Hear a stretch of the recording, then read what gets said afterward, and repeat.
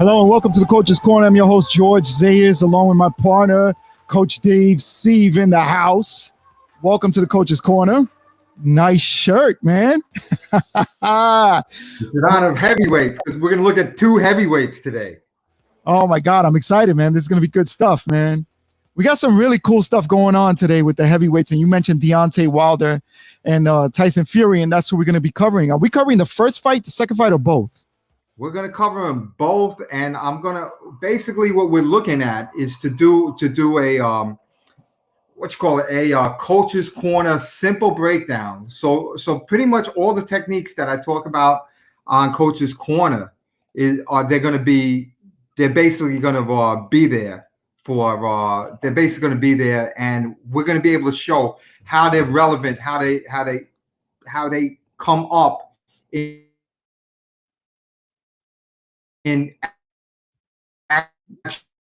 You're freezing up. It's not even hard. You're freezing up. All right, I lost you for a second. Yeah. I lost you for a second, George. Come back. I'm here. Okay, gotcha. All right. Do we have our guest on the line? No, he's actually not on yet. But why don't we just jump right into it, and then when he jumps on, we'll continue with the with the coaching tips. I think he put his phone on airplane mode, and he can't even get text now. He's done. There he is. He's here. Yeah. All right, we got him. He's in the chat now. He's in the green room waiting. He's in it? All right. Did he hear me call him dumb? Well, bring him on because before we get into it, I want to introduce him and talk for a second about who he is. I got the video rendering anyway. Put him in. So this is our surprise guest. We're bringing him in, and let's help me welcome. There he is, Bobby Barnes. Welcome. Bobby, do you see my shirt? Oh yeah. Oh wow. Can I have it? Yes. Come get it anytime. Let's introduce Bobby Barnes. First of all, Bobby Barnes, welcome to the Coach's Corner with myself and Dave. We appreciate you being here. We got a lot of good stuff talking about the heavyweight division, and we know that you have a little bit of familiarity with those boxers. So, Dave, why don't you introduce Bobby and let's go with it. Okay, first of all, my first boxing show that I ever did, I ran by myself that I ever did. I fought in it. It was in 1996, and so did Bobby Barnes. This is where I met Bobby Barnes. He fought in my show. Actually, his opponent, and this is how boxing is when you're producing a show. His opponent ran out on him because he found out that Bobby could fight a little bit. So one of the other trainers was like, "I'll fight this guy." He goes, and we were like, "Are you going to do that?" He goes, "Yeah, for the sake of the show." So for the sake of the show, Bobby beat up this trainer. Actually, the guy did okay, but Bobby won the fight. We did the show, and we've been friends ever since. All right. So, Bobby, what's your take on it, man? Did you beat up Dave really bad, or was it just a little bit of beating? It wasn't me. He beat up Never, ever. You're embellishing that, bro. I saw Dave hit somebody with body shots one day, and I said, I'm never getting in the ring with that guy. Hold up 1 second. That thing, my video is rendered. Let me stop it right now. Hold it. Sorry, I hear all this noise in the background. Okay, you just got to stop the video. But anyway, Bobby, let me ask you a question. So you saw Dave doing some body shots, and you were like, "That's it. I'm not going to fight this guy." Not never. Not never. All right. Bobby is just being nice. No. Let you off the hook. Let you off the hook, Dave. Not never. All right. So listen, Bobby Barnes is from Bed-Stuy Boxing Gym where I train at. He used to, and he's a former police officer, police detective, undercover operator, investigator, and coach. He's the man. But you were also sparring partners with Mark Breland for a while. You're very good friends with Mark Breland. And tell us a little bit about being in. You got to work in Deontay Wilder's camp once or twice, where you worked in his camp. You were working with the guys training who were sparring against Deontay, right? Tell us about that. Yeah, that was when he was training for the title. to fight Stavern, and that was over in Alabama, in Tuscaloosa, where he trains at. Nice little gym he has there. And, the guy, one thing you got to know about the guy is he's a tremendous puncher. And a lot of people really don't understand or really know how well this guy can punch. Most guys, when they fight, punchers are usually good for about 4 rounds, maybe 5 rounds. And their punching power starts to wane a little bit, and they start to slow down. But this guy, he could punch, he could knock you out from the first round to the last round. So that's one thing I learned about him, man. His punching power was tremendous. Absolutely tremendous. Now I like to bring that up because one of the problems is, and this is like from the Art of War, this is from any strategic book or martial arts, your greatest strength is also your greatest weakness, right? Because if you rely on that power and you forget about other things, you're in trouble. Yes or no? You know what? I'd have to say you're right. You're not wrong on that any way at all, in any form, any way, form, or fashion. You're absolutely right about that. Right. And if you would have said I was wrong, you would have never had a chance at this shirt. This shirt right here, you would have never had a chance. No, I need the shirt. I need the shirt. I want the shirt. So just agree with me, okay? Yeah. Make it look good. Make it look like you think a little bit. Like, idea. I like that. I like how he's playing along with this. Bobby's been hit a couple of times, so he might be. Wait a minute. A couple. Have you seen my face? I wasn't born this ugly. Let me tell you something. Bobby Barnes, when he gets hit, he gets better looking. Other people get like this, like me, like forget about it. Oh, he's a jiu-jitsu guy now too. All right, we're not gonna even talk about it. All right, so look, Bobby, right into it. I'm gonna go into the coach's corner, and I'm gonna do some basic footwork, basic punching, and a basic mistake. I'm gonna go over all these 3, and then we're gonna go right into the Deontay Wilder versus Tyson Fury. We're gonna go handle 1, and we're gonna handle 2. All right, basic stuff. You got it? I got to do my share screen, right, George? Yes, sir. You got to share that. While you're doing that, let's give out some shout outs real quick to Carl McKenzie. He says, greetings, and we want to greet you and welcome to our show today. We also Carl McKenzie is on? Yeah, Carl McKenzie is on. He's from Starrett City Boxing. Yeah. Oh, well, welcome to the show, Carlton. And we got Travis Taylor also. He's on. He was one of my heavyweights. There you go. Well, you know what? He's being a heavyweight tonight because he's on and he's heavy right now. Oh, man. With us, man. This is right here in the coach's corner. We got Tommy Addy also. He says, Dave has a violent boxing attitude. Oh, my gosh. Okay. Yeah. And a big shout out to, last but not least, Chris James and whoever is also tuning in. We thank you for, joining us here tonight.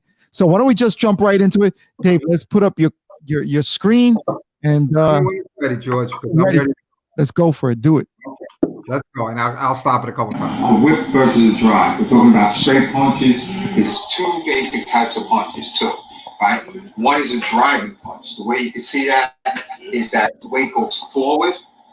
And the punch kind of drops down because the person is sitting on that punch, driving forward. Right. The second is a whipping type of punch. It can be whipped like sideways. Think of a towel. When you whip a towel, right? You whip the hand, or you can whip it down. These punches, when you whip these type of punches, as they hit, they'll come right back in the direction they're coming from. So it's a whip, almost like a backstab. A whip, and it'll come right back. Remember, driving. Sitting on the punch is kind of going down and putting your weight forward, and whipping, it's kind of like a step back kind of punch. All right, coach's corner, it's going to be important.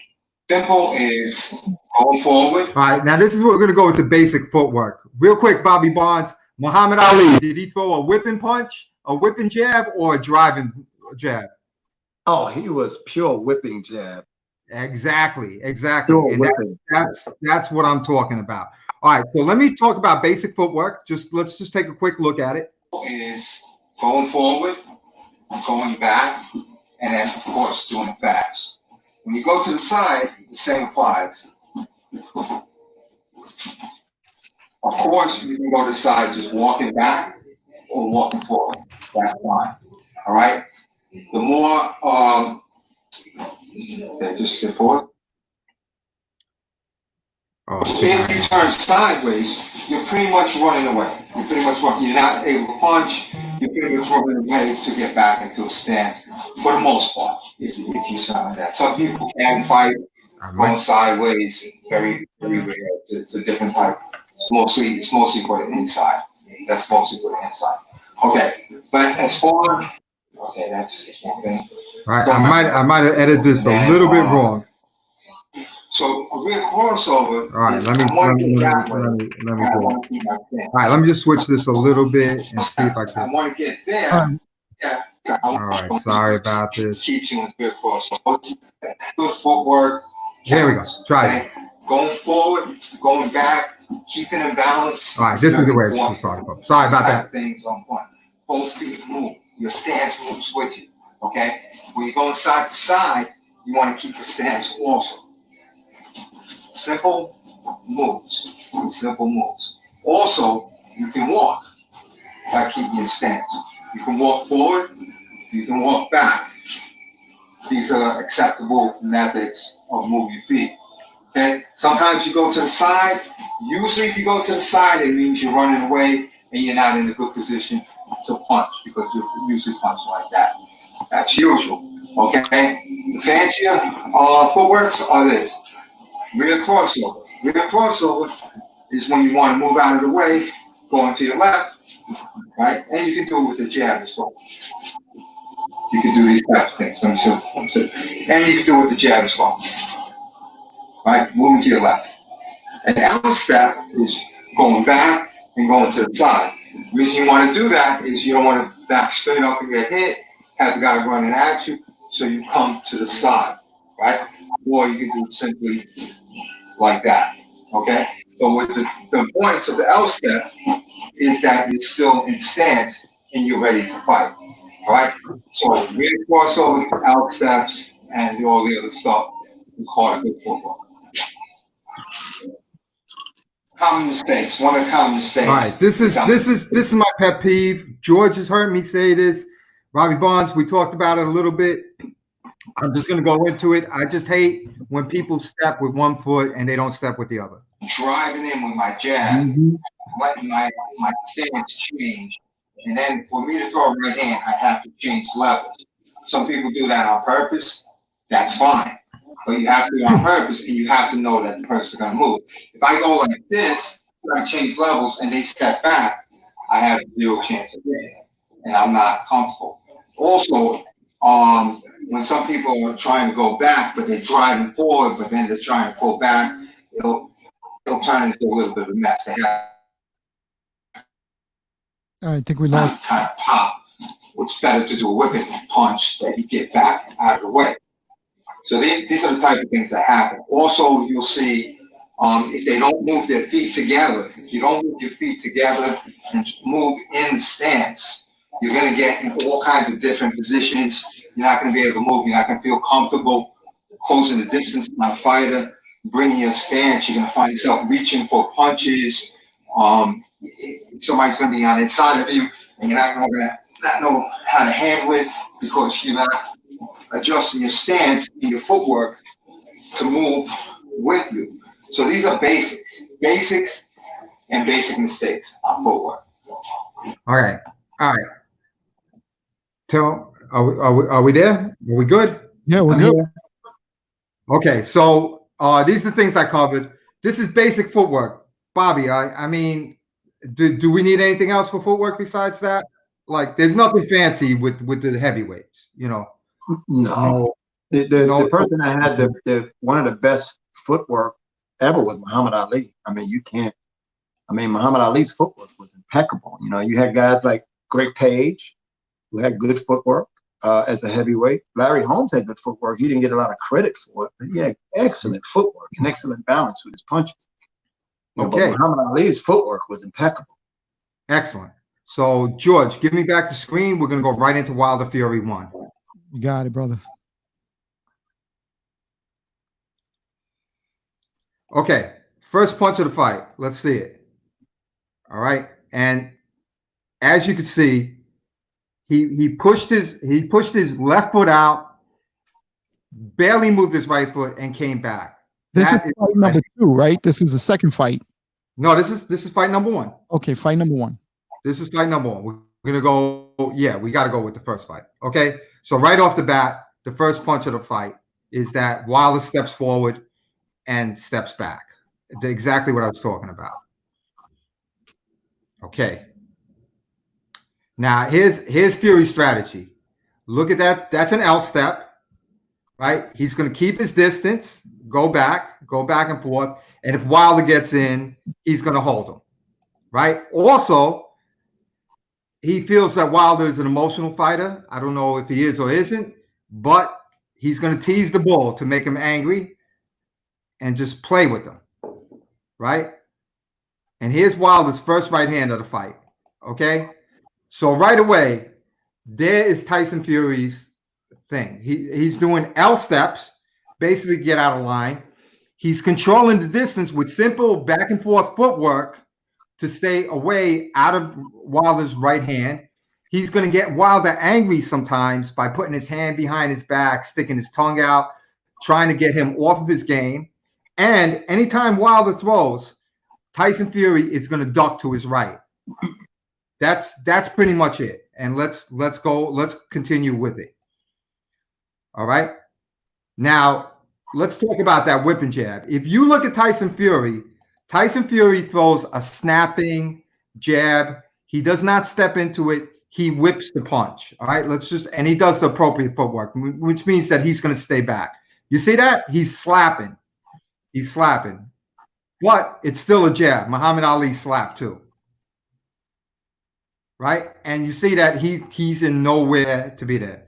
All right. Wilder is using the simple footwork of a puncher. This is why I wore my Joe Louis shirt today. Wilder pretty much comes forward like a puncher. He wants to get in the range and he wants to end the right hand. He wants to end it with the right hand. Mm-hmm. Pretty much he's doing simple footwork to get into range, which isn't bad if you're a puncher. If you could end the show in one night, why not? Look at Tyson Fury showing that he's going to duck under that right hand every time it comes, right? Now, what I just noticed about this, Wilder does need some feints to his game, but at least he is jabbing and he's trying to get that right. You see that Tyson Fury ducked under the right like almost every time. And Tyson Fury is showing what he's doing. This is round 3 of fight 1. And, status quo. Fury's fainting a lot, not doing he throws nothing hard, and he's keeping Wilder off balance. Round 5, Wilder's jab. Okay, I hate that jab. I hate that jab. I hate the footwork of that jab. I just cannot stand it. Okay, I don't know if I showed it again. Let me see if we do it. I believe I had it in slow motion. All right, so that was the jab where he comes back. All right, Wilder's punching comfort zones. Obviously, Wilder wants to keep you at the end of your punch. He wants to be able to touch you with the jab and hit you with the right hand. Is there anything more to Wilder's game than that, Bobby? No, he pretty much is a 1-2 puncher, and he does try to set you up, blind you with the jab. He also changes the speed of the jab every now and then, which is important. Right. He'll also wrestle a hand down to throw. He'll hold you with the jab a little bit to throw a right hand over it. Right, and also he'll put the jab out there, pull your guard back, and then he'll drop the right hand in on you. I mean, he'll do that too. But what I noticed, the first part of this fight is the first 3 or 4 rounds that you were showing, he never threw a straight right hand. All his right hands were looping. It was only when he threw the right hand straight that he started to land it.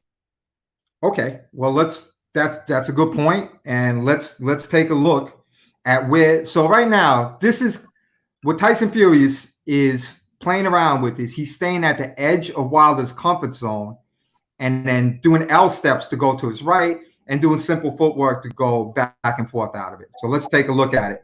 So here, Wilder wants to get comfortable, and look at that's an L step as you do. you know, and Fury just knows his comfort zone and is just trying to stay out of his comfort zone. Quick note, and this is going to be something. Wilder doesn't look too good going back. Okay. No. Let's see Tyson Fury avoid this right hand. See how he just keeps ducking? Ducks. You see, here's the thing about Tyson Fury that a lot of people really didn't realize, and I realized it a long time ago. He's quicker than you think he is. He is, right? He's not just a chubby looking bastard. Right. He might not look like the best physical specimen out there, but he's a whole lot quicker than you think he is. And he moves a whole lot better than you think he does. He'll make you miss all day. And the one thing about Tyson that makes him different from a lot of other heroes, he absolutely believes in himself. He believes in his ability, and he talks himself into he's going to beat you, and he does it. And dangerous. Yeah, so absolutely right. All right, so again, now this is round 9. This is where this is what you're talking about. That's a straight right hand, Robbie, right? That you're talking about. Go back a little bit. Okay, let's bring that back just a touch. Okay, so now this is round 9 where Wilder, he starts moving right and he starts throwing a straighter right hand. And there it lands. Now he's starting to throw it a little straighter. Right. But now the reason he's looping it is because he's realizing that Tyson Fury's ducking down and he's getting there. So now the right hand finds the home and he drops. Right? Now he dropped Tyson Fury. You're the baddest man on the planet. Everybody you fought, you've knocked out because with Bernayne Stevens, how did he say his name? Devern. Yeah. Right. He faced him twice, and the second time he knocked him out. The first time he beat him. Yes. All right. So now Tyson Fury got knocked down. It's survival time. So let's just watch how he does it. L step, right? Simple footwork, holding on. And he's clutching onto him. There's 134 left in the round. Look at Tyson Fury. He's on the run. He's moving. He's tackling. He's doing whatever he can to survive this round. He is. Right? He knows Wilder's coming with the right hand. He's ducking it. And another thing he does, a lot of people don't really notice this. Okay. Tyson Fury was sometimes use his right hand to pick off Wilder's right hand. Yeah, right. If he, as a matter of fact, he's setting up for it now and he's getting ready to duck. Boom, there it is right there. So now Tyson Fury has got himself in survival mode, noticing different things, watch his footwork. And, you know, you have Deontay Wilder, who's the hardest puncher probably ever in boxing. I got to tell you, that guy can really punch. I got to tell you that. I was in the gym with them. That guy can really, really crack. Nobody, I don't care. A lot of people say that he's fought a lot of tomatoes. I don't say that. He's fought heavyweight professionals and he's knocked them off up until Tyson Fury. But he already knocked him down. And here's Tyson Fury again, just messing around with them and refuses to stay in range. Refuses. Yeah, he did what he had to do to survive. He did a good job holding, walking them around, and now he recovered and he's starting to go at Deontay. You know, he's testing him because when a puncher throws that many punches that hard, you know, the best time to attack a puncher is after he's thrown his flurry. Right, because you'll notice that he'll start to slow down. And when you're in the ring with somebody, I mean, you know the guy breathing hard and he's starting to suck wind, and you know, okay, now is my time to attack him. I might get him. And that's what Tyson did a smart thing. Absolutely.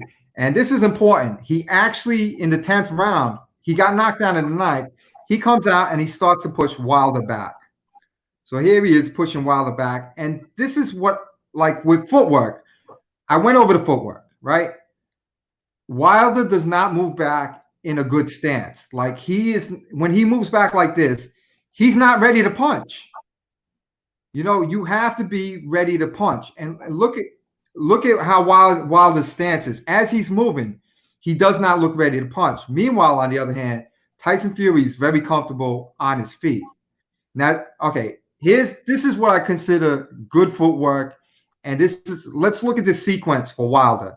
Watch how his feet moves and watch his stance. During the sequence, Wilder is going to be in control of his feet and his balance, and he's always going to look ready to punch. Let's take a look at that. All right. See how he moves. He's in stance. He's in balance. He's throwing jabs. He looks ready to go, setting up, pull in, responding well. Nice little sidestep there. And he gets that right hand out of it. He gets that right hand out. Now Fury is reading his punches though, and Fury won't let him get anything else off. So he moves. Tyson, again. Here's one thing that a lot of people didn't know, that fighting a guy that's taller than you for the first time, it can be a bit of a challenge for a fighter that's used to being the taller guy in the ring. The first time you fight somebody taller than you that has like a longer range, and just when you think never. He never had that. So when you step out of range, you think you're out of range, and you're not. You're getting hit on the tail end of the guy's punches, and you have to make an adjustment. Absolutely. Okay.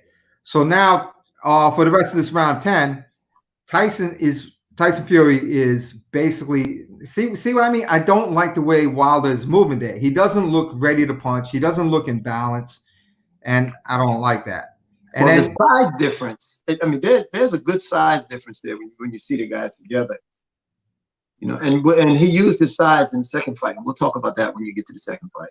Absolutely. But another thing is, even though there's a size difference, by no means is Fury the harder puncher.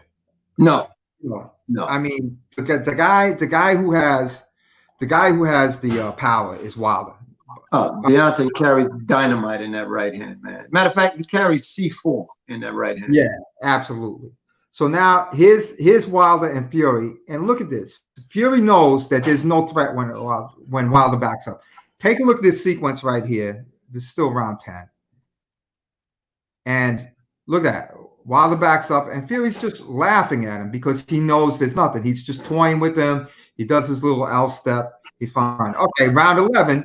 We want to see what happens. So here's Fury, and you see those L steps, right? Mm-hmm. Fight's pretty much in the same pattern. He's still ducking the punches. Look at him duck. He ducked 2 right hands there. He's going to maul him a little bit, and that's it. Round 12.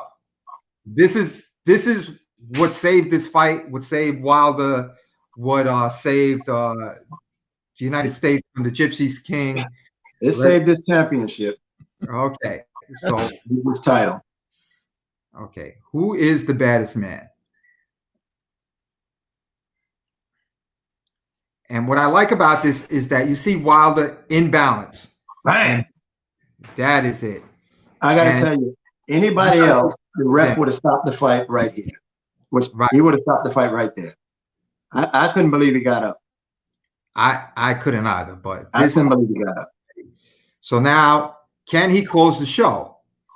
And he's doing what he's supposed to do. He's in the right range. He's letting the punches go. And Fury is doing what he's supposed to do. Yeah, he's not letting them go. Buy time, run, do these He's not letting them go. Absolutely. And there you look at Fury with his L steps. And that L step is that little shuffle that I talked about. Side step, he's actually running away, walking away, ducking away.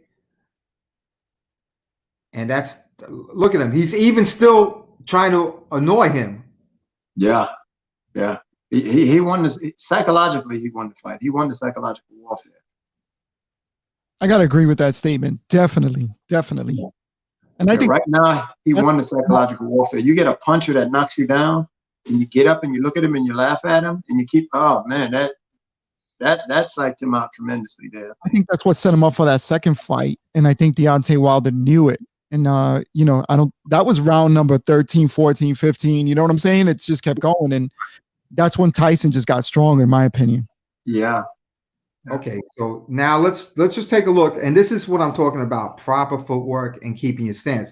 Remember in the beginning of the show, I did simple footwork drills. Simple, right? Robbie, did I do anything fancy besides the L step and the rear crossover, which was really nothing? Not at all. Okay. Nothing fancy. It was all basic. Look at Wilder move back now and tell me if he's in balance and tell me if he's ready to throw a punch. Look at him move back. That's not the way you move back when you're ready to knock somebody out in round number 12. Right? Here's a little bit better. You can see him loading up with the right. Tyson is like just waiting for it, and he's just gonna duck his head. He sees the right, and he's teasing Wilder. Yeah, I think Wilder was a little tired here, and then a little surprised that, you hit a guy with the best shot, and he gets up and then comes at you. Something like, Holyfield and Bo, when Bo dropped Holyfield, or he didn't drop him, and I forget what round it was when he hit him with the uppercut, and he battered Holyfield all around the ring. And then the second half of the round, Holyfield came back to batter him. That was a super trilogy. Oh, psychologically, does a number on you. Oh, absolutely. And let's see the knockdown in slow motion again. 1, 2, 3. And you saw Tyson was dropping down. Yeah. Dropping down. He was ducking the punch like he did all night, but he was a little bit slow. And Wilder got off his punch. And then on the way down, he gave him a little, I gotta tell you, had he caught him on the chin instead of on the side of the head, the fight would have been over. And he caught him on the chin. Yeah, that's true. Fight would have been over. But the guy can punch. He can really punch. And I just like showing this because here the two fighters are trying to come to each other at the end of the fight. People are trying to hold them back like they're going to fight. It's nonsense. The fight's over. Fight's over. These are professionals. The fight's over. And that was great. That was great. Two great individuals. All right. My question here is, who was more relieved in this fight? Was it Tyson Fury or was it Deontay Wilder after the fight was over? I would say Deontay Wilder was more relieved that fight was over. And I agree. Yeah. And I don't know. My other question is this: like, do you think that because of this first fight, this fight not only gave the confidence, as you said earlier, Bobby, to Tyson Fury, but it also took something away from Deontay Wilder? And going into the second fight, which Dave is going to bring up as well, do you think that maybe psychologically that has something to Deontay Wilder? And do you think he might have overtrained?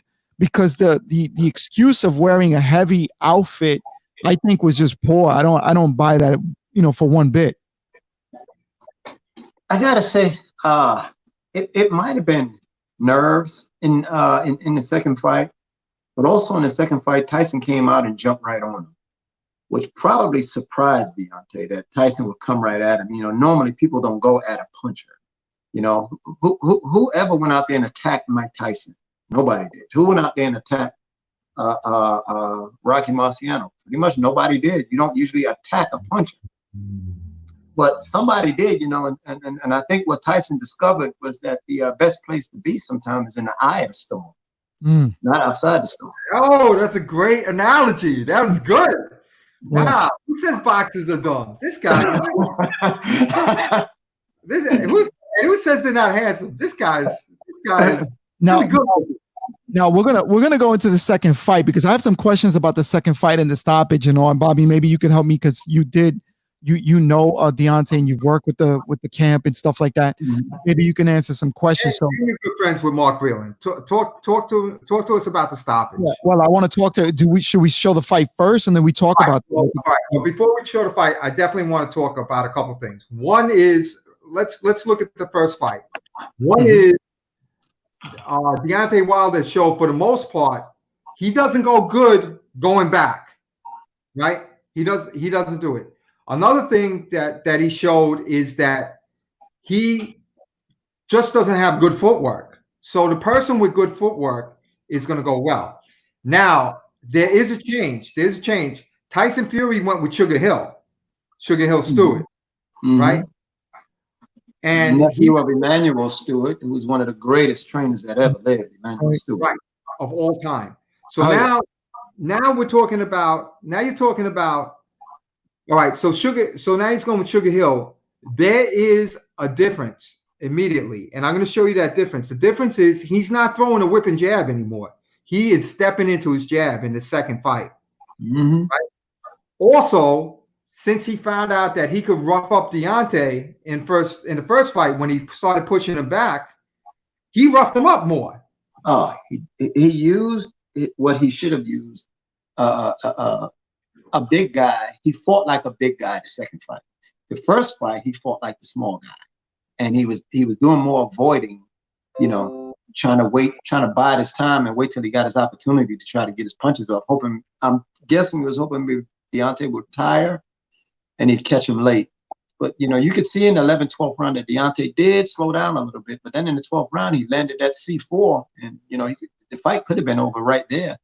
But the second fight, Tyson used his size against him, and he did exactly what he should have done, which was fight like the bigger man. There's a difference when you get pressure put on you from a small fighter, a guy smaller than you, than a guy bigger than you, putting pressure on. It's two totally different things.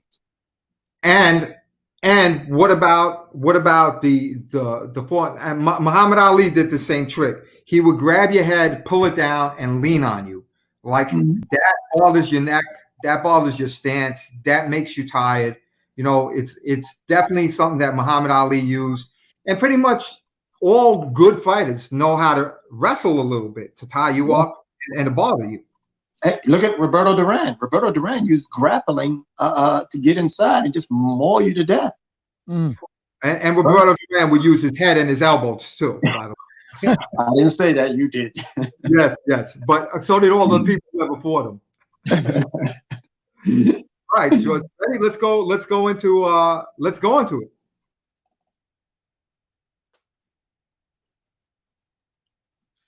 Okay, round one. All right, this is what I'm talking about. I keep saying this. This is what I call the bad footwork jab of Deontay Wilder. Let's just look at this thing. Jab, look at that. That's horrific. That is horrific. That is a professional fighter, the baddest puncher in the world. He should not throw a jab like that.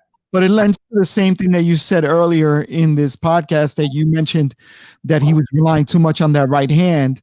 And here we go again. I mean, it's just the same thing. He's relying too much, and I don't think he took the tools that, to learn the fundamentals of a jab. And I've been saying that for a long time. I mean, he's got a devastating right hand, but he's a puncher and not a boxer. And this is where I'm afraid for Deontay Wilder. And I think Fury saw that in the first fight, and I think he studied him enough that he had his number to catch him in the second fight. Absolutely, and not only that, he went with the fight with the trainer who was going to have him come forward.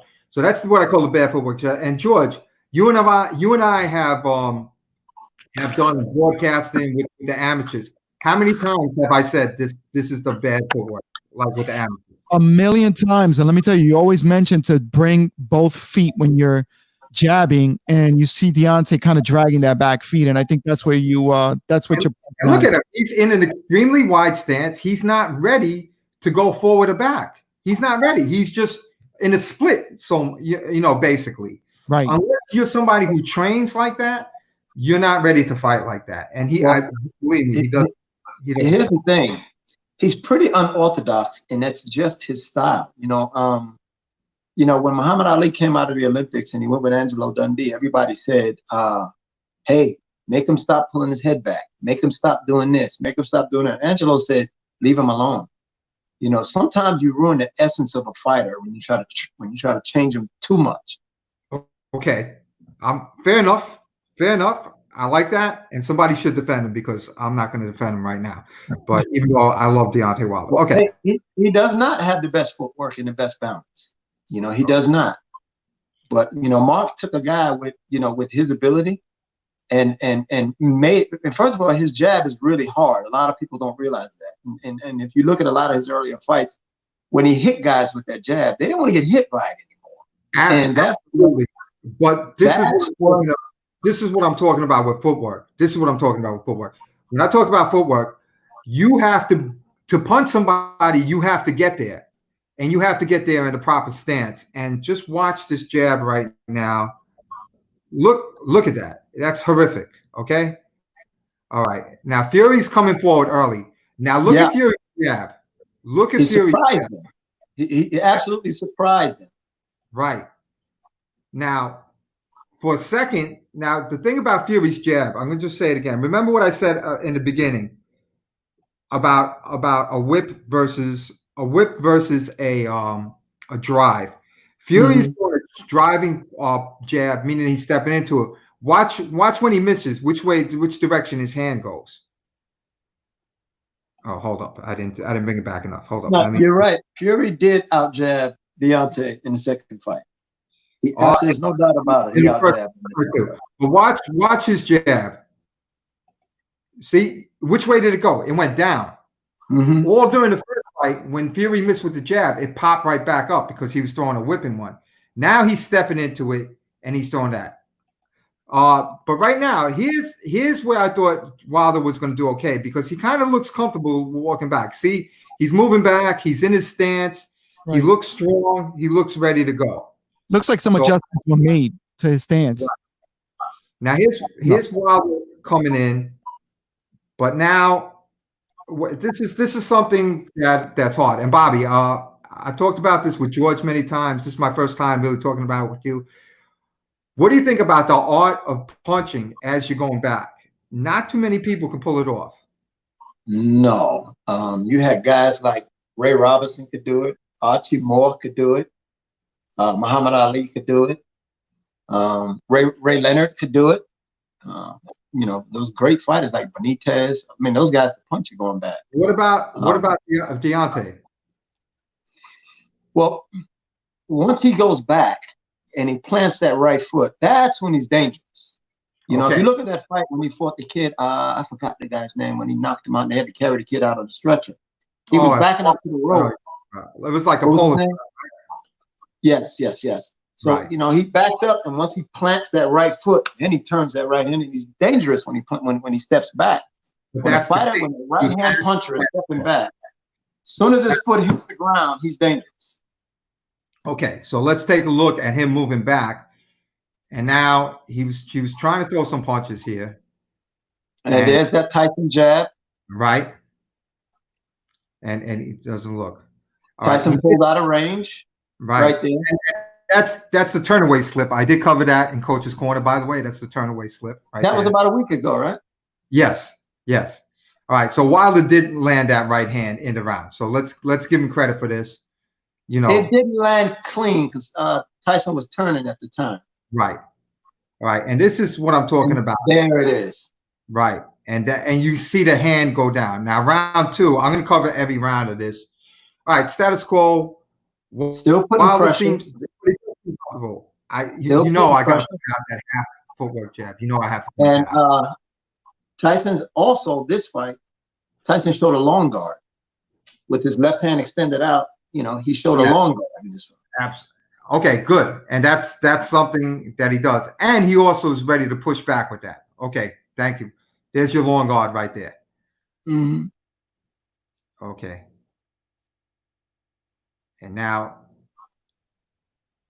all right. So this is good footwork. This is what I consider good footwork. You're a hard puncher. You come back. You're in range. You're ready to punch. Now what I'm bang, and and there's the bad. There's that. I just want to show you. I got to show this again. All right. This is exactly what I'm talking about. All right. The good footwork is Wilder is going to hit Fury with the jab, right? As a matter of fact, I'm going to keep. All right. He looks in range. Bang. He hits him with the right hand, right? Steps out. Now the jab. Look at this jab. I'm going to just keep. Look at that. Look at that. He's just completely off range. He can't throw another punch. He's not. And then look how awkward he is after he adjusted that. It's so simple. If both feet move, that doesn't happen. All right. A good slip. So Tyson Fury is still doing his slips. All right, so let's he still has a good feel for Wilder's range, right?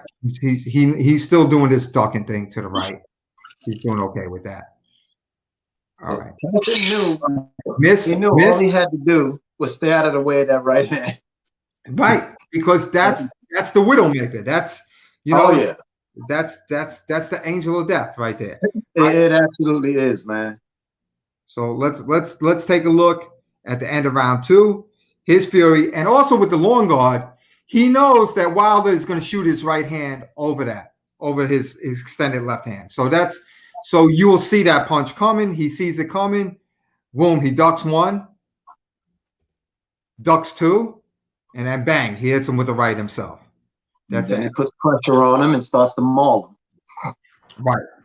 Yeah. Okay. Well, that's pretty much status quo. Let's take a look at what happens in round 3. Okay, so still, right. He's jabbing Deontay to the body. Yes, and he's throwing driving jabs. He's not throwing whipping jabs. He's not stepping back. He's stepping into the punch. It's a new trainer, and he's also looking for an overhand right. That's his MO. See him pushing him back. Here, Deontay's getting out jabbed, and the jabber is getting out jabbed. Right, and that was there because and he's getting pushed back. These are not snapping or whipping jabs anymore. Let's just take a look at that sequence again. All right, he's pushing Wilder back with these jabs. So they're not just driving, but they're also pushing. Exactly. With the right hand. Okay. Exactly. Now he's starting to attack. Boom, and Wilder comes back with his own 1-2, and now they're jabbing each other. I got to tell you, I'd like to see the rematch. I'd like to see bout number 3 to see what adjustments Deontay made. Now let's just talk about it. We actually talked about this. This is a boom. That's a Deontay Wilder trick right there, right? This is where he puts his jab out. This is where he puts his jab out. This is a Deontay move. Okay, so Tyson's going to put his jab out, and he's going to leave it there, and then he pushed his head right back down to throw the right. All right, and then that is the knockdown. Okay, a quick 1-2. He hit him, and then also I'm going to ask Rob this, but take a look at where he's hitting Deontay Wilder.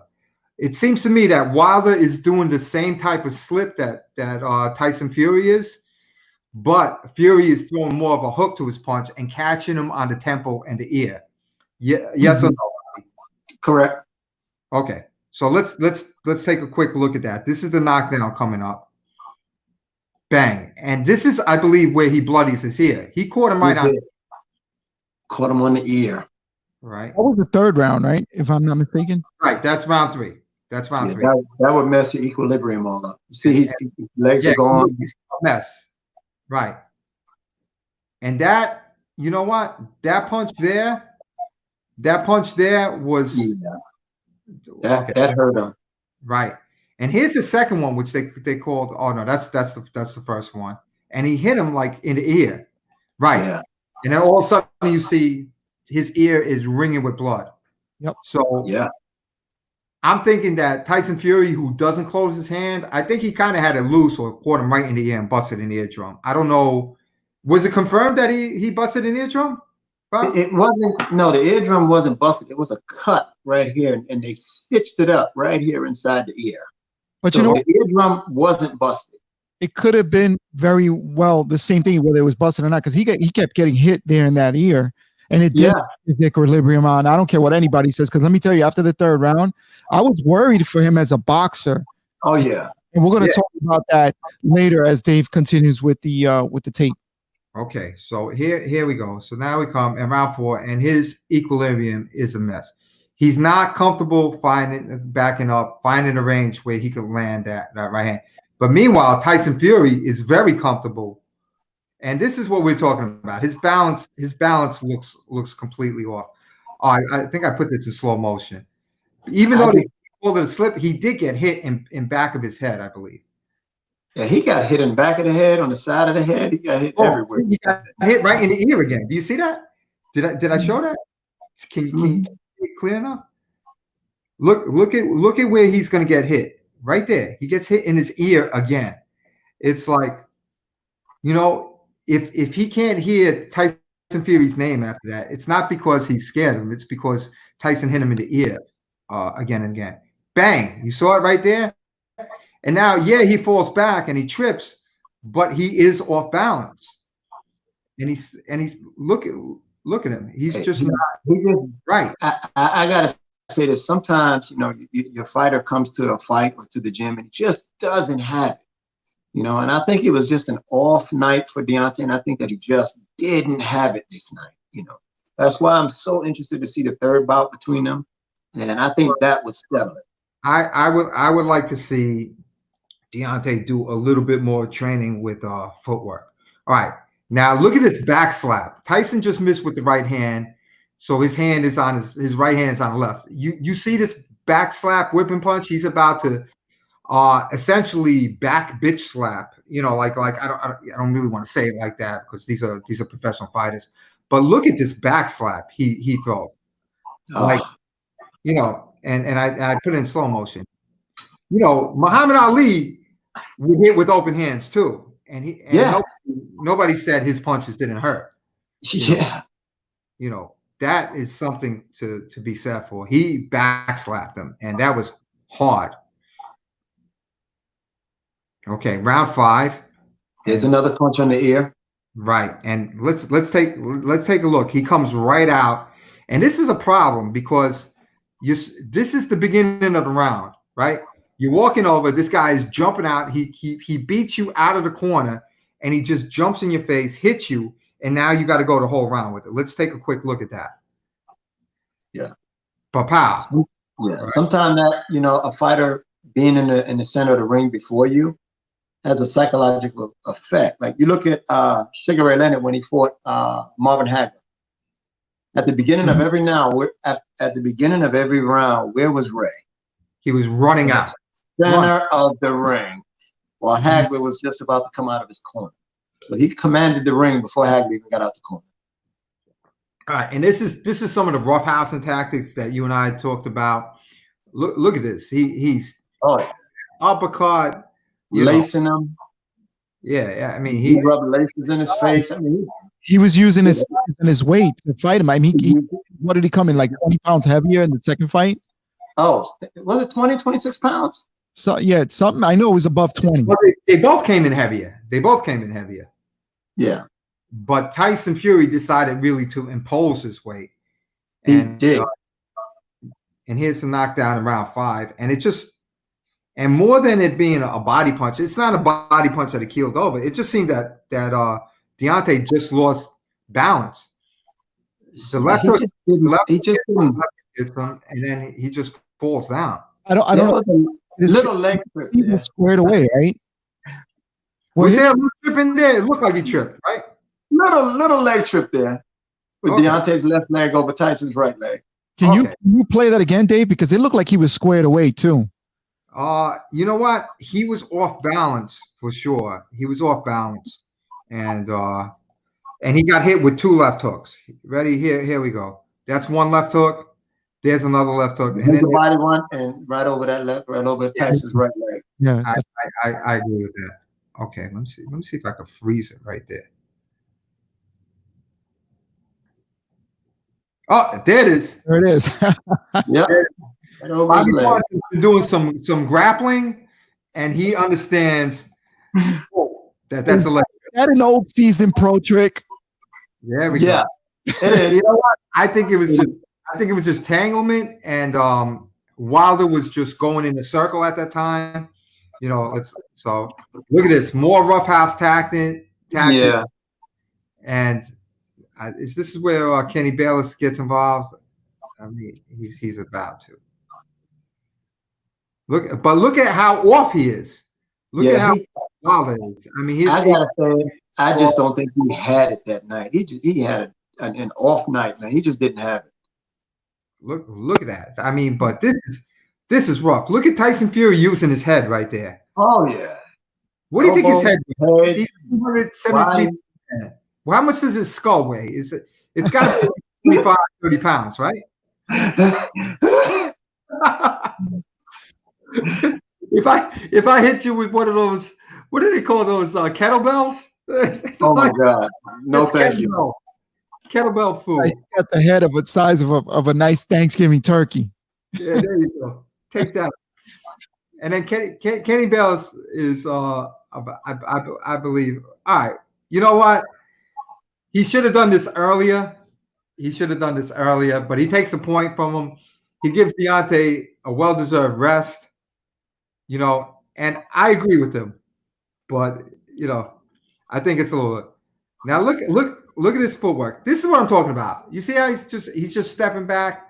Wilder right here, besides balance issues, he should either be sidestepping or running back. He should be doing some sort of Muhammad Ali type thing, or you know, I know he's tired, but stepping back like this.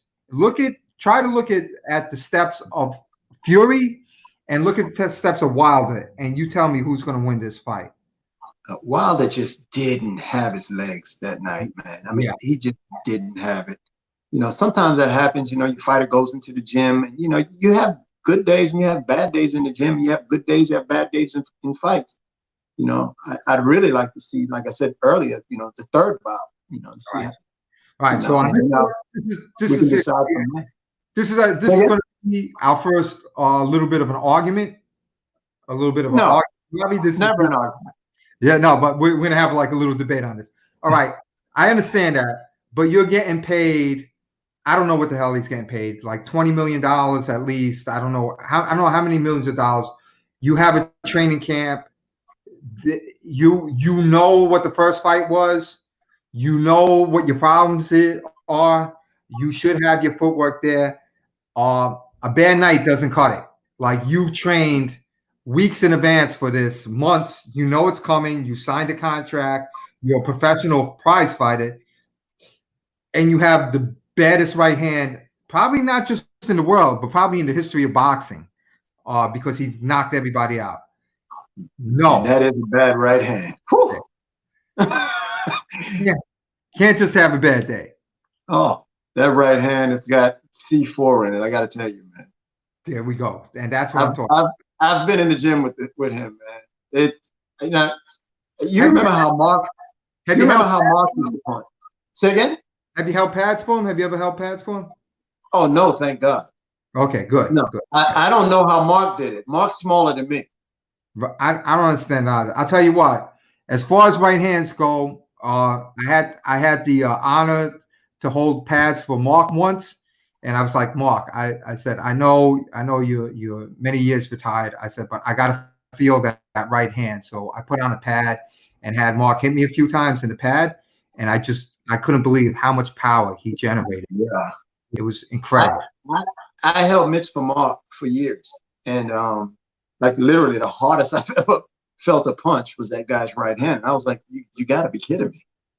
Yeah, like you just literally got to be kidding me. I mean, it's devastating, man. Absolutely devastating. And for a guy so small, you know, and you know, he would come in the gym and spar with guys, and some guys would get in there and I would say, listen, first things first, don't be a smart ass. You know, he's not what he used to be, but he can still punch. Yeah, so just don't be a smart ass. And several times he's had to, put guys in their place with that right hand. And I try to tell him, do not get in there and be disrespectful, because the man can still punch. And to this day, what's he? 56. He's 57. I mean, the guy can still knock out. He can still knock out a horse. I mean, I've watched the guy in the gym when we were younger. I would knock out heavyweights. He was 145 pounds. Let me tell you, I've never felt anything like that in my life. It felt like I took a 300-pound man, rolled it into a tall piece of spaghetti, and have it punch. And it was yeah, exactly. And he's still fit at 57. I mean, the guy's in excellent shape still. Well, he can't gain weight. He's got some sort of dosed up metabolism. But anyway, Deontay Wilder, who looks like him in stature, this is his trainer. All right, so let's continue with this. Okay, round 6 now, and look again with the footwork, again with the imbalance, And look at Tyson Fury. He's just, I mean, just going to town on this guy. And there's almost nothing he can do. He's about to get hurt, you know. Those feints that Tyson was throwing really threw Deontay off too. You know, and he got close to him where he couldn't get the range on that right hand. And he just mauled him. You know, just mauled him. And this is what I'm talking about with simple footwork. You get in and out of the range. You get in and out of the range, and that's what Tyson Fury did in both fights 1 and 2, and Deontay didn't adjust. And here's more of that mauling. And you see Tyson Fury is not throwing these whipping punches. He's driving with everything. And he's got Deontay really hurt. He's got him bleeding from the ear. He's beating him up. And then I don't know what the hell that was. I don't know what that was. You know, I heard of hunters like I don't want to know. And like tasting their blood. I don't know what the hell that was. that was some, yeah. My wife is just saying Vampire Diaries. Like, I mean, I don't know what it was. You know, I think that's psychological. I think if Tyson Fury knows that there's a fight 3 coming up, Deontay Wilder's going to say, this guy's crazy. He's inhuman. You know, Tyson was really feeling it. He was full of confidence, and he knew he had Deontay. He knew he had him at this point. And I mean, a fighter knows when he's got another fighter. He knows when he's got him. I think that was taunting the fans of Deontay Wilder as well, because I was watching that. I just, you know, one thing that I didn't really appreciate that, to be honest with you, watching professional boxers. I don't think that that's necessary, but you know, that's his character. He's kind of a clown type of guy, you know, and he's funny, but I just think that it has no business in the ring. But you know, that again, that's my opinion. Right. I got one question for the both of you. Go ahead. At this point in time, do you think Tyson Fury thought he had Deontay Wilder licked? Oh yeah, no doubt. Okay, so I can't help myself. I'm sorry. I can't help myself. All right. What the heck? That's the rim shot there for you, Dave. Okay. Round 7. So this is the beginning of the end. Tyson Fury is just walking. He's feeling himself. He's coming down. You know, Tyson Fury's footwork is good. Deontay Wilder's footwork is bad. And look, you see how this is what I'm talking about. Deontay Wilder's stance constantly breaks. He's not bringing his stance with him. And I know he's beat up. I know his equilibrium is off. But I'm saying it should be in your blood. It should be in who you are. Like, you shouldn't get up in the middle of the night having to go to the bathroom because you drank too much water and not be in a balanced thing. You should be like trotting to the bathroom in a boxing stance if you are training for a heavyweight fight. And look at Tyson Fury moving forward in stance, and look at Deontay moving back out of stance. He's not, look at that. He's not ready to punch. He cannot punch there. He cannot punch. He can't threaten to punch. Those feints are not working. You know, credit to Deontay. He still fought. He still wrestled. He still did. I gotta tell you, a lot of other guys would have quit. Yeah, I would have quit. Absolutely. A lot of other guys would have quit. Man, he's exhausted. He's got no legs. And a lot of guys would have just quit. I don't think they would have came out of their corner. He wanted to go back out there. Absolutely. You got to give it to him. Okay, and let's take a look at how easy. Hold on a second. He also said he would go on his shield, and he said that multiple times. You know, and he tried that. We'll get into that discussion right after you show this, Dave. Okay. So here's a 1, 2, 3. Tyson Fury slips all of them, and now he's basically gonna close the show. Coming in again, a driving jab. He's pushing him back. He got him in the corner. 1, 2, bang, bring it in, and that's it. That is the fight. That is the fight. Okay. All right. There we go. All right, so let me get to a couple of things before we continue further. First of all, we want to thank for the generosity of Trinatic Productions. I hope I pronounced that right because I got my glasses. He says you guys are awesome and I'm learning a lot. Thank you very much. We appreciate the compliment and the generosity of a nice $5 super chat. That goes a long way. Thank you so much. Also, he also wanted to know how many months did he train for this fight? Robbie, do you know, Bobby, do you know what his training camp was like? Usually training camps are usually about 6 to 8 weeks. Some guys do 10 weeks. Okay, so in other words, he was prepared for this fight going into the fight. I believe he was prepared, but you know, sometimes you just have a bad night, and I'm going to chalk that up to too little Deontay Wilder, too much Tyson Fury. All right, then the balance was a little off there. Okay, my next question in regards to the stoppage and his corner, because I know we saw some of the stuff there earlier, and you know, did you think that maybe they let this go on a little bit too long? Because after the third round, I had concerns for Deontay, and I was very concerned for his health. And you know, was it okay to let him keep going, or was the stoppage, you know, not soon enough? Well, as a trainer, you know, you have a relationship with your fighter, and you try to give your fighter every chance you can. But the person that knows the fighter better than the fighter knows himself is his trainer. Because this trainer is the one that's standing there watching him, watching every little thing that he does, watching his reaction, watching his attacks, watching his defense. You know, a trainer knows that. You know, a trainer knows his fighter. You know, and I think it was a good stoppage.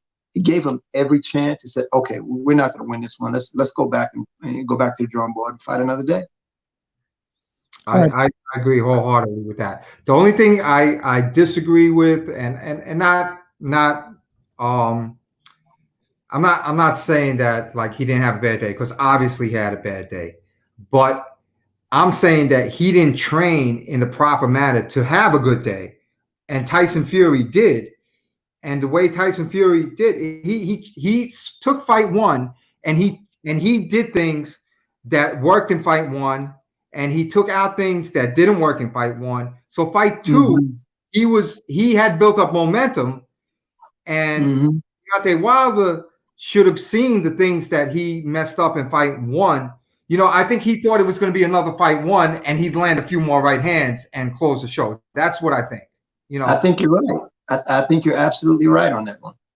Okay. And what I would like to have seen Deontay do is to work on footwork. I mean, he has to work not just footwork, just basic footwork to get into certain positions, and then also recognize when somebody's doing something to him. Like Tyson Fury just kept coming forward, like just almost range, and then stepping back, forward and then back. Forward and back, just like George did right there with his back, George. Boxing. That's footwork right there. George, one more time for the flange. Sure. Let Rob do it. Go ahead. Let him do it. Go ahead. Forward and then back. See? This is footwork. This is basic footwork 101. 1-on-1. You know, I mean, he's just got to get his footwork right so that he can at least land a jab. Tawam, some of these comments, Tawam says that Fury would beat Wilder any day of the week, pretty much. What's your opinion on that? I got to see the third fight, see what adjustments Deontay Wilder made, you know, what he makes in training camp. But, you know, you cannot count a guy out who's got a punch like that, man. And when you learn how to set it up, and look at a guy like Tommy Hearns. Right. I mean, at any time, you know, the fight could be over. You know, he fought Juan Roldan. And Juan Roldan had Tommy Hearns hurt almost out. And what happened a few rounds later? Tommy landed the right hand, the fight was over. All right. So I just want to go back to, you know, all the criticism that Mark Breland took. I mean, that I thought was unjust. His name was dragged in the mud, you know, that I did not agree with. I mean, I thought it was poor for anybody to even question the man when the guy was this guy was an Olympian, tremendous professional boxer, and tremendous trainer. I don't think it was fair. What are your thoughts? I mean, did you get to speak to Mark after that? Oh, absolutely. We've talked extensively after the fight. You know, we talk all the time. Here's his pedigree. You know, a lot of people don't realize this guy's pedigree. He won 5 straight New York City Golden Gloves. Back when you had to fight, it was like you had to have about 4 to 5 fights before you got to the finals. Knocked everybody out. Right? So he won 5 straight New York City Golden Gloves. He won several world championships as an amateur. And then he goes on to the Olympics and wins a gold medal. Now remember, our biggest rivalry in the Olympics is boxing, was the Cubans and the Russians. He beat every one of them.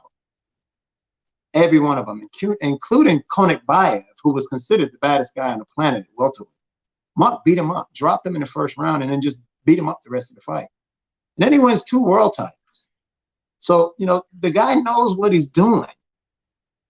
You know, and he, you know, he's been in there, you know, he's been hurt before.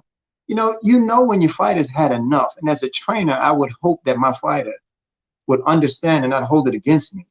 If I stopped the fight, that I knew that he wasn't going to win.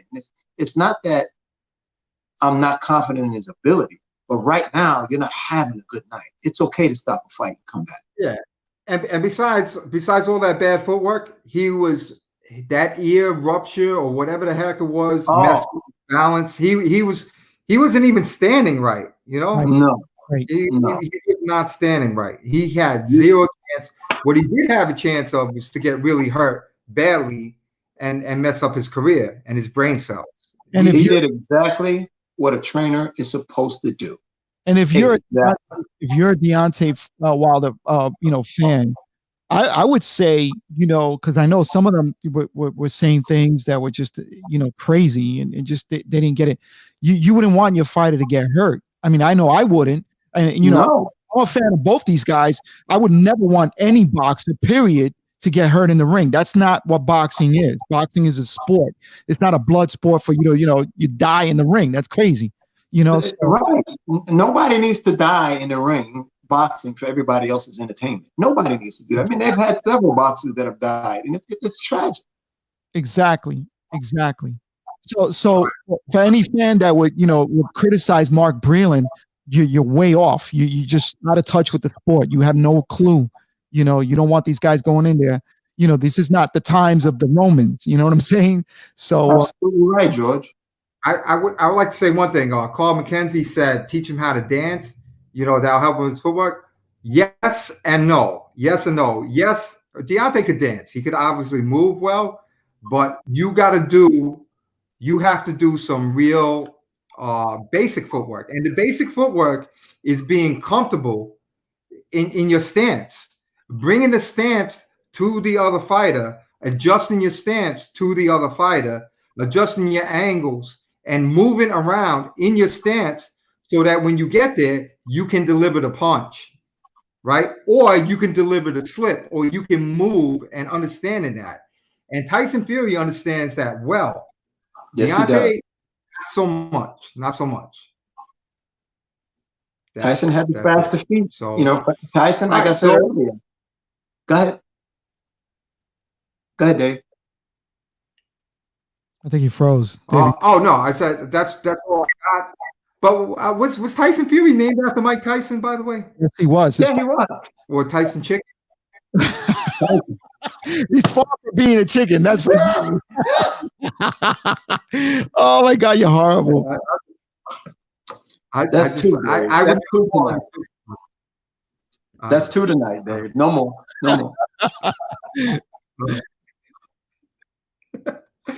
All right, that's all I got. That's my breakdown on the fights. Hey guys, thanks for staying on. You know, thank you. Thanks to everybody else for coming on. Thanks to everybody that chimed in. To Wam, Carl McKenzie, Travis, all you guys who tuned in. Dave, you know, thanks for tuning in and looking. Dave, Steve, thanks for having me. George, thanks for having me. I appreciate you. Dave, I was saying I have to look at you, George. I'm in the show. George and Rob, I'm in the show. I have to look at you. Well, thanks for having me, man. I really appreciate it. Okay. Thanks for having me. Had a great time doing the boxing with you from '96 until even after I retired. We still did some shows. Thank you for having me there. You know, it was a great time. Didn't realize the magnitude of what we were doing until it was over. You know, I wish I had understood that back then. But you learn and you grow. You grow and you learn. Yes. Lefty Ojeda says it's my homeschool in Tawan. Thank you for all those knowledgeable comments, by the way. We appreciate it. We do this every Tuesday night, and Thursday night we bring somebody in for a podcast. Coach's Corner, I actually go into actual fights and actual techniques, how they're used in fights. And on Thursday, we talk to different boxing people. Thursday nights, 8 o'clock on either one, you know? Yeah, you know, I like the old school boxing. So, you know, you get guys like Jersey Joe Walcott and Archie Moore, Charlie Burley and Ray Robinson and Carmen Basilio, those guys, you know, I like to see you break down some of their fights. Marciano and Walcott. Oh my God, what a fight! We brought a little bit of that on. We brought a little bit of that. We've actually done some of that, actually. Wilfredo Gomez, Lupe Pintor, Wilfredo Gomez, Salvador Sanchez. Oh my God, you got Sanchez, Azuma Nelson. Oh my God. Oh, he's going way back there. And that's what I do. We actually brought a lot of those fighters on. But that's what I'll do is the basis of Coach's Corner is that I'm showing a technique and I'm showing that technique in the fight.